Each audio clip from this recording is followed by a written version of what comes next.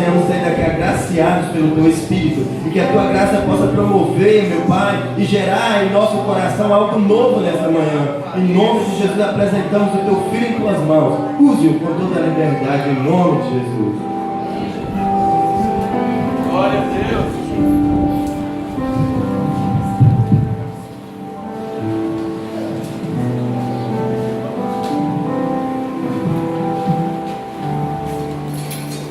Meus irmãos, eu vos saúdo com a paz do Senhor, amém? Amém. Só quem já tomou café hoje e acordou, está esperto, diga um amém para Jesus nessa manhã. Amém. Glória a Deus.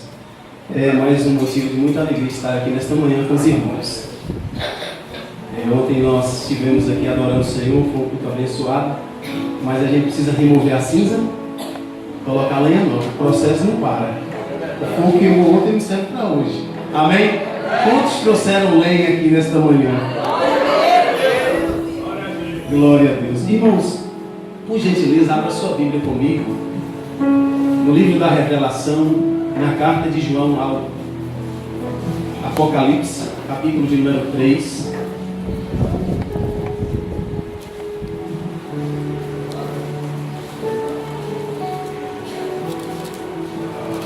Apocalipse, capítulo de número 3. A partir do verso de número 1. Bendito seja o nome do Senhor. Eu quero externar a minha satisfação, irmãos, em estar com vocês. Eu me sinto muito feliz e à vontade no vosso meio. Que Deus possa conservar esta unidade. Jesus, na oração sacerdotal, ele orou a Deus para que a sua igreja, o seu povo, os seus discípulos fossem um. Pai, que eles sejam um, para que o mundo creia que tu os enviastes. Cristo, Deus, será conhecido por causa da unidade da igreja. Precisamos andar na unidade, amém? Apocalipse, capítulo de número 3, carta à igreja de Sardes, amém? E ao anjo da igreja de Sardes escreve: estas coisas diz aquele que tem os 7 Espíritos de Deus e as 7 estrelas. Eu conheço as tuas obras e que tens o nome de que vives, mas está morto. Ser vigilante e fortalece as coisas que permanecem, que estão prontas para morrer. Porque eu não achei as tuas obras perfeitas diante de Deus. Lembra-te, portanto, do que tens recebido e ouvido, e guarda. Arrepende-te, pois se tu não vigiares, eu virei a ti como um ladrão, e tu não saberás a que hora eu virei sobre ti. Tens uns poucos nomes em Sardes que não contaminaram as suas vestes, e eles andarão comigo de branco, pois eles são dignos. Aquele que vencer será vestido de vestes brancas, e não apagarei o seu nome do livro da vida, mas eu confessarei o seu nome diante do meu Pai e diante de seus anjos. Quem tem ouvidos, ouça o que o Espírito diz às igrejas. Amém? Vamos todos recitar o último verso. Quem tem ouvidos, ouça o que o Espírito diz às igrejas. Podeis estar assentados, irmãos? Mantenha sua Bíblia aberta, por gentileza.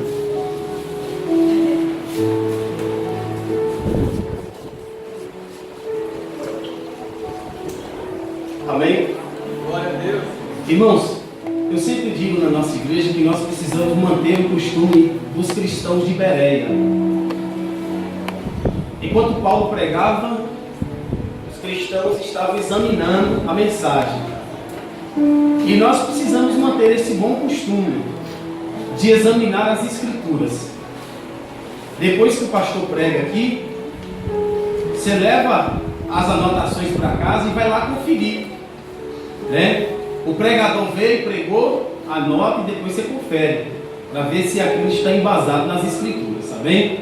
Isso é um costume muito sadio que a igreja precisa preservar.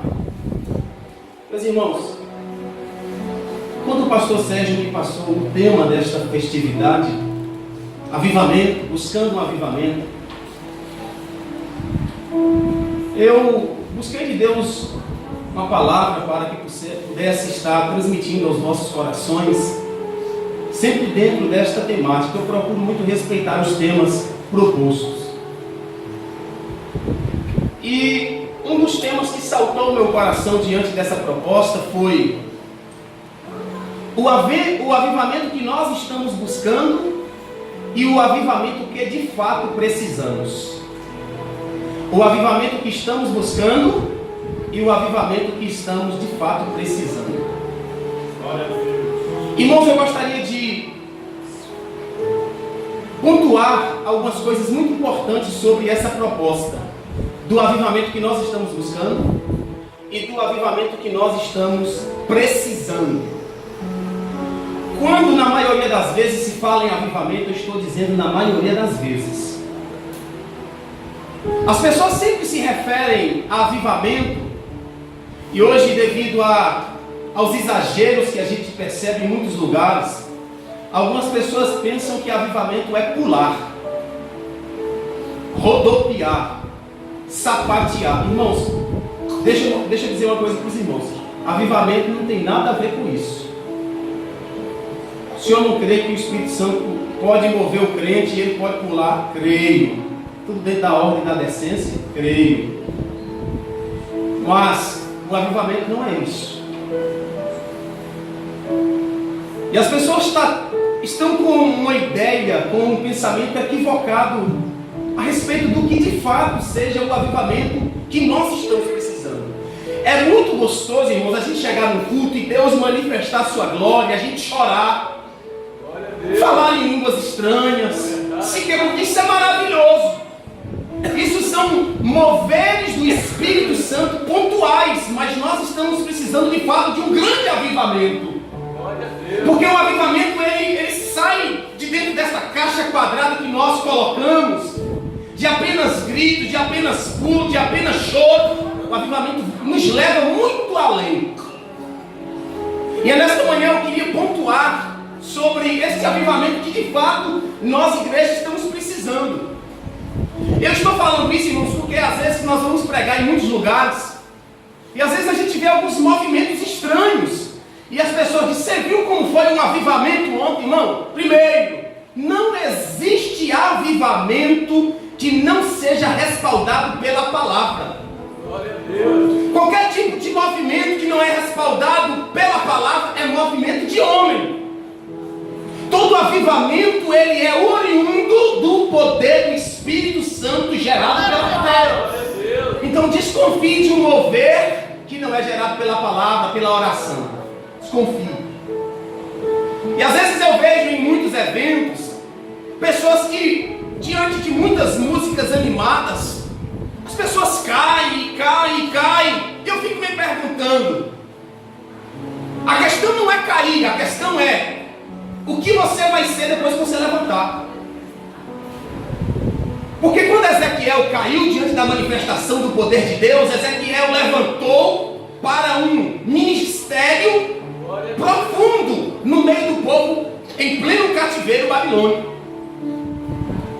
Quando Paulo caiu, Paulo não foi mais o mesmo. Aquele Paulo parece que quando ele cai, não sei se era de um cavalo ou se de um camelo, mas de fato ele caiu.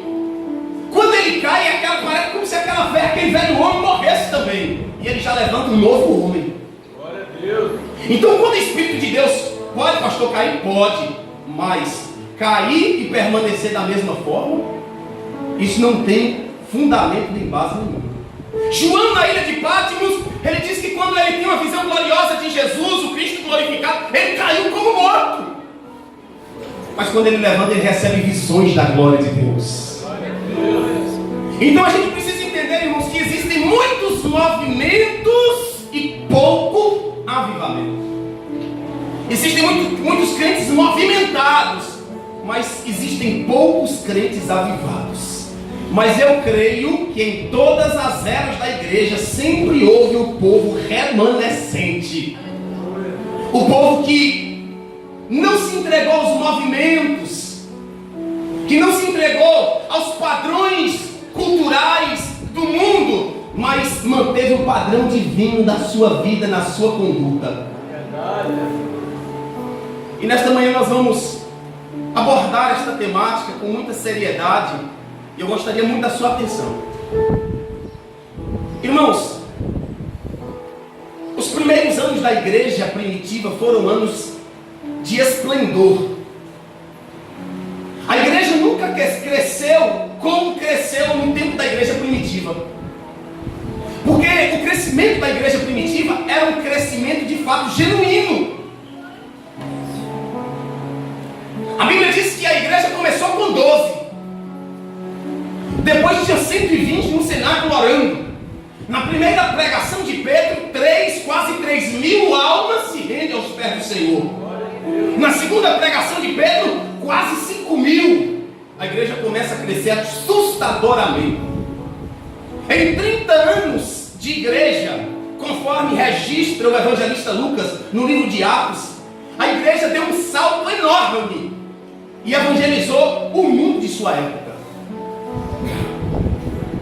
Mas a igreja primitiva também passou por um período muito difícil, que foi uma implacável perseguição.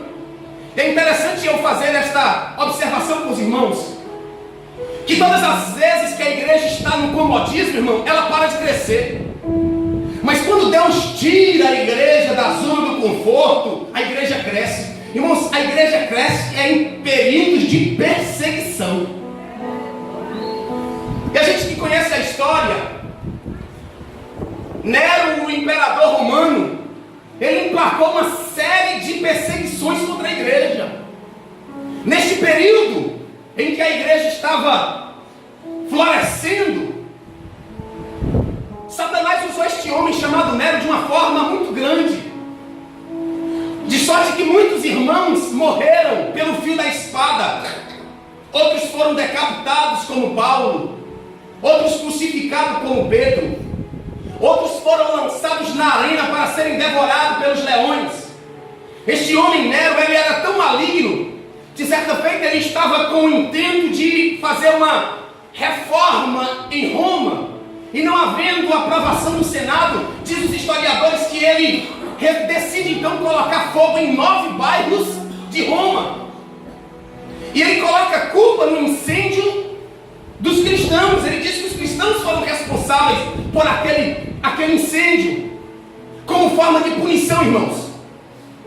Eles pegam os cristãos, todos que eles conseguiram capturar, e crucificam aqueles irmãos.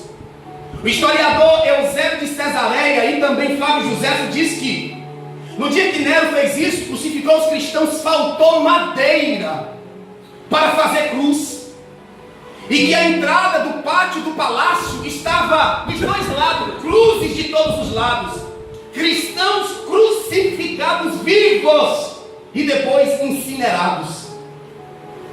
Mas Tertuliano, um dos pais da igreja, disse que quanto mais o sangue dos cristãos, dos mártires, derramava, ele disse que o sangue dos cristãos era como adubo que fazia a semente crescer. Quanto mais sangue era derramado, mais a igreja crescia. A igreja, ela viveu uma forte perseguição, tanto no império de Nero, no governo de Nero, quanto no de Domiciano.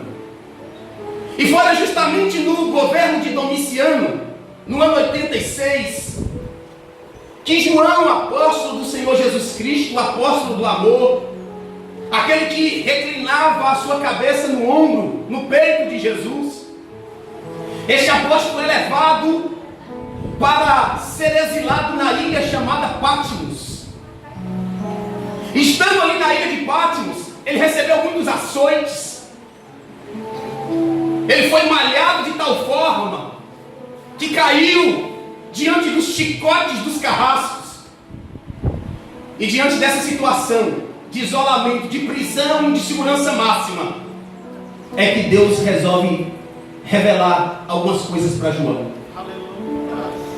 Foi no momento de aflição que Deus se revelou a João. Irmão, você precisa entender que existem momentos de aflição que são propositais, onde Deus está querendo se revelar a você. Glória a Deus. Nós precisamos, escute uma coisa aqui, nós precisamos entender a pedagogia da aflição. O salmista do Salmo 119, versículo 70, ele diz: foi-me bom ter sido afligido. Foi-me bom, oh glória. Foi bom para mim ter sido afligido, sofrer a aflição, porque assim eu aprendi os teus estatutos. Aleluia, Deus. Assim eu aprendi a tua vontade. Você precisa entender que esta aflição que na sua vida é pedagógica, Deus está lhe ensinando alguma coisa. E é no meio da aflição que Deus se revela, Cristo glorificado se revela a João, capítulo 1, verso 5 a seguir, diz que João tem uma visão do Cristo glorificado, e aí ele fica maravilhado com aquela visão, porque ele diz assim: eu ouvi, e a voz daquele que falava comigo era como o som das muitas águas, os seus olhos eram como chama de fogo, os seus cabelos eram brancos como a neve, os seus pés eram como de bronze polido, como de latão que tivesse sido refinado na fornalha. E da sua boca saiu uma afiada espada aguda, que dizia: eu sou Alfa, sou Ômega, sou o princípio e o fim. E aí o Senhor disse para João a seguinte coisa: João, o que vês, isso escreve. Eu disse ontem para a irmã Luciene que nós não podemos confiar na nossa memória, porque tem coisas que Deus nos fala, irmão, principalmente para o pregador, para o professor. Quando Deus falar, você vai logo anota, porque a gente não pode confiar na nossa memória. Na nossa memória, ela é falível. João disse: o que vês, escreve e envia às 7 igrejas da Ásia. Cada igreja recebeu uma carta: da igreja de Éfeso, Esmirna, Pérgamo, Tiatira, Sardes, Laodiceia e Filadélfia. Cada mensagem tinha um conteúdo diferente, cada mensagem tinha uma exortação diferente, mas o autor, o remetente da mensagem era o mesmo. E todas as vezes ele apresenta um modelo diferente sobre a sua pessoa. Eu gostaria de chamar a sua atenção para o texto bíblico, porque o dono da igreja, aquele que tem os 7 castiçais na mão, e aquele que tem as 7 estrelas na mão, diz a Bíblia que ele passeia no meio da igreja. Isso nos ensina que ele conhece a igreja por dentro e não por fora. Ele conhece a igreja nos bastidores e não naquilo que o povo diz que é a igreja. Ele conhece a igreja porque é o dono da igreja, o Senhor da igreja, fundador da igreja e o consumador da igreja. E aí no capítulo 3, verso 1, o remetente se identifica da seguinte forma, veja na sua Bíblia: João, ao anjo da igreja que está em Sardes, escreve isso. Estas coisas quem diz aqui, irmão, não é o palestrante, nem o professor, mas é o dono da igreja, aquele que tem os 7 Espíritos de Deus. A gente às vezes quando vê essas expressões, 7 Espíritos de Deus, que coisa é essa, pastor? Eu quero ganhar tempo, mas você pode conferir o que é os 7 Espíritos de Deus em Isaías 11:1. Quando fala os 7 Espíritos de Deus, irmão, não é porque é 7 Espíritos diferentes, mas está falando que sobre Cristo repousa toda a plenitude de Deus. O Espírito do Senhor, o Espírito da sabedoria, o Espírito do entendimento, do temor. E você pode conferir o restante lá em Isaías capítulo 11, versículo 1. Ou seja, aquele que está falando com a igreja é aquele que tem toda a plenitude de Deus. A autoridade máxima da igreja que vai falar. E aí o Senhor diz assim: quem está falando é aquele que tem os 7 Espíritos, toda a plenitude de Deus habita em mim. E eu tenho na minha mão as 7 estrelas. Que negócio é esse, pastor? 7 estrelas? O que significa isso? Capítulo 1 de Apocalipse, versículo 20, nos identifica e nos revela o que significa as 7 estrelas. Os 7 candeeiros, ou os 7 castiçais, representam as 7 igrejas. E as 7 estrelas representam os 7 anjos da igreja, os pastores. Pastor Dourado, nós estamos na mão do dono da igreja. Nós nos movemos de acordo com a mão do dono. Oh glória! Saber que você é controlado, regido, direcionado e guiado pelo dono da igreja. É por isso, né, pastor Dourado, que o pastor não faz o que ele quer. Ele faz o que o dono da igreja quer. Porque se nós pastores fôssemos fazer o que nós queríamos, irmão, se nós fôssemos pregar o que queríamos, muitas vezes a gente ia passar a mão quando Deus está dizendo, lança a mão da vara. Se fôssemos muitas vezes fazer o que nós queremos, muitas vezes nós iríamos passar a mão quando Deus está falando, exorta o povo, chama o povo ao arrependimento. O pastor não pode, não deve fazer nunca o que ele quer, mas sim o que o dono da igreja quer, porque ele está na mão de Jesus Cristo, o Senhor da igreja. O Senhor diz, eu tenho o controle, ele está falando, eu sou soberano, eu domino tudo. Eu ando no meio da igreja e tenho o pastor, o anjo da igreja na minha mão. E aí o Senhor traz uma advertência severa para a igreja de Sardes. Versículo de número 2. Sequência do versículo 1, a parte B. Eu conheço as tuas obras. Tens um nome de que vives, mas está... O dono da igreja está dizendo assim, eu conheço você. O dono da igreja diz, eu conheço o que você faz. Porque o dono da igreja, quando anda pela igreja, ele consegue diagnosticar a condição de cada um de nós. Ele consegue medir a espiritualidade de cada um de nós. Eu não tenho aferidor de medida. Eu não tenho um aferidor ou o termômetro da temperatura espiritual da igreja, mas o dono da igreja tem. Ele passeia aqui, ele pode chegar aqui e em alguém dizer assim, olha, as tuas obras não são mais as mesmas. O dono da igreja pode chegar a alguém aqui e dizer assim, ó, tu deixaste o teu primeiro amor. A tua temperatura baixou, o teu trabalho cessou, não é mais o mesmo. O dono da igreja pode passar aqui e dizer assim, eu conheço a tua tribulação. O dono da igreja pode passar e dizer assim, eu conheço a tua pouca força, mas na tua pouca força tu não negaste o meu nome. E muitos vão saber que eu te amo. O dono da igreja pode passar e olhar para alguém e dizer assim, olha, eu conheço você. Tu não és quente e nem és frio. Tu estás num estado de mornidão. Porque ele conhece. O padrão de medida não é meu, é de Deus. Ele tem o controle de tudo, então ele passa fazendo o diagnóstico preciso. Ele não erra não, irmão. Jesus não manda mensagem para endereço errado. Então escute logo essa aqui. O que Deus vai falar nesta manhã é porque eu e você precisamos. Porque a gente tem um mau costume de dizer assim, fulano precisava estar aqui hoje para ouvir essa. Calma, Deus vai chegar a hora dele, de Deus tratar com ele. Deus vai ter uma mensagem certeira para ele. Mas hoje Deus está querendo falar é comigo e com você. Glória a Deus. E aí ele passa diagnosticando o problema. E o interessante, irmão, que Deus não é como um médico limitado. Ele passa, irmão, a Eva, ele diagnostica o problema e fala assim, o aconselhamento é este, o remédio é este, o antídoto é este. Ele não deixa a igreja na mão.